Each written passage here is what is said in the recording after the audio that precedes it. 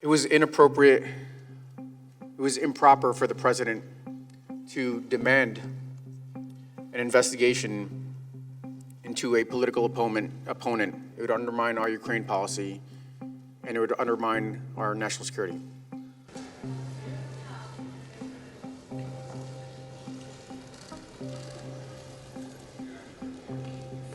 Do you swear or affirm that the testimony you are about to give is the truth, the whole truth, and nothing but the truth, so help you God?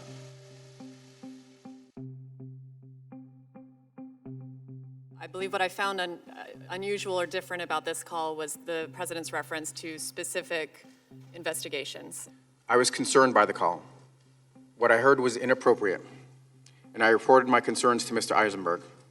I thought that the references to specific individuals and investigations, such as former Vice President Biden and his son, struck me as political in nature, given that the former Vice President is a political opponent of the president.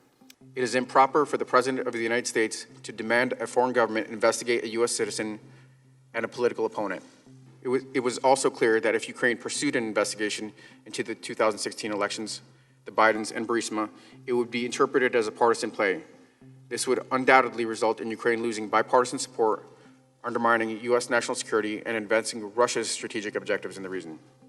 There was no objectivity or fairness in the media's Russia stories, just as a fevered rush to tarnish and remove a president who refuses to pretend that the media are something different from what they really are, puppets of the Democratic Party.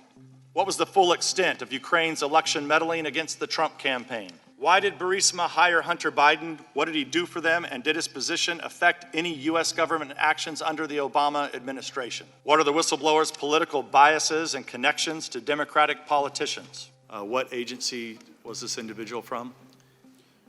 If I could interject here, we don't want to use these proceedings. It's our time, I know, Mr. Chair. but we need to protect the whistleblower. Whistleblower has the right, statutory right to anonymity. These proceedings will not be used to out the whistleblower.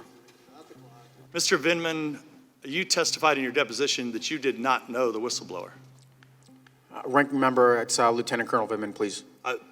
Lieutenant Colonel Vindman, you testified in the deposition that you did not know who the whistleblower was, or is. I do not know who the whistleblower is. That is So how is it? In retrospect, for the Ukrainians, it would clearly have been confusing.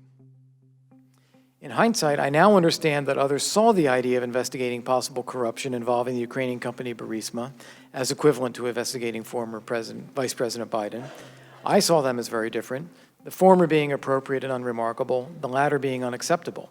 In retrospect, I should have seen that connection differently, and had I done so, I would have raised my own objections. That it's not credible to me that former Vice President Biden would have been influenced in any way by financial or personal motives in carrying out his duties as Vice President. I have known Vice President Biden for 24 years. He is an honorable man, and I hold him in the highest regard. You realize when you came forward out of sense of duty that you were putting yourself in direct opposition to the most powerful person in the world. Do you realize that, sir? I knew I was assuming a lot of risk. And why do you have confidence that you can do that and tell your dad not to worry? Congressman, because this is America.